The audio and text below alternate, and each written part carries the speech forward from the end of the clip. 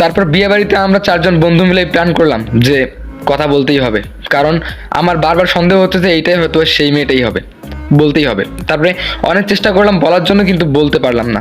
তারপরে কন্যাকে বিদায় দেওয়ার সময়, আর বিদায় দেওয়ার সময় সবাই তো কান্নাকাটি করতেছে, সেই সময় কিভাবে বলি বলুন? এগুলো কথা কি এটা বলার সময়? যাই হোক, সেদিন বলতে পারলাম না। আমার 3জন বন্ধু আমার উপর রাগ করেছে। আব্দুর রহমান বলল, তুই কোনো কাজেরই না, তুই কিচ্ছু বলতে পারিস না। আমি বললাম আচ্ছা বাদ দে না, আরেকদিন বলবো। তারপরে আমরা 4জন খাওয়া দাওয়া করে বিয়ে বাড়ি থেকে লাবণীর কাছ থেকে বিদায় নিয়ে চলে গেলাম। লাবণী বলল, দোস্ত কেমন খাওয়া দাওয়া করলি, মন খারাপ করিস না? আমি বললাম ঠিক আছে, ব্যাপার না। এরপরে আমরা চলে গেলাম। তারপরে সারা রাত আমার চোখে ঘুম নাই, বারবার ভাবতেছি কিভাবে বলবো। আর লাবণীকেও তো বলা যাবে না, যদি লাবণী শোনে তাহলে তো আবার সমস্যা।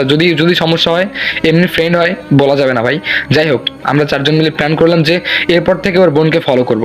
একদিন না একদিন তো বলবোই যে কুড়িগ্রাম কোনোদিন গিয়েছিল কিনা। যাই হোক, প্ল্যান করলাম।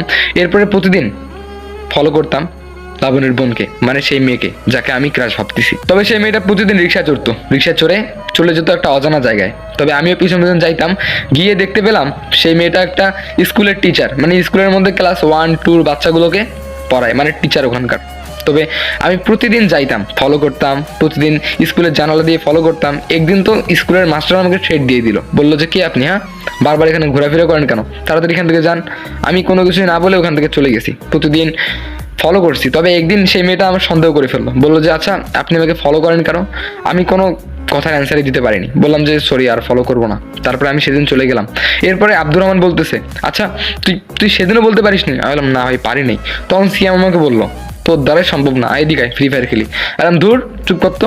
এরপরে জুবের বললো, আরে ব্যাপার না, বলে ফেলবে একদিন। শোন, তুই আবার কালকে ফলো কর, কালকে যদি তোকে ধরে তুই আবার বলে ফেলবি। আমি বললাম হ্যাঁ, ওটাই করা লাগবে। তারপরে আমি আবার কালকে সকালবেলা উঠে কলেজে না গিয়ে চলে গেলাম ফলো করার জন্য। এরপরে আবার সেম বাড়ি থেকে বের হলো, রিক্সা নিয়ে যেতে ধরলো।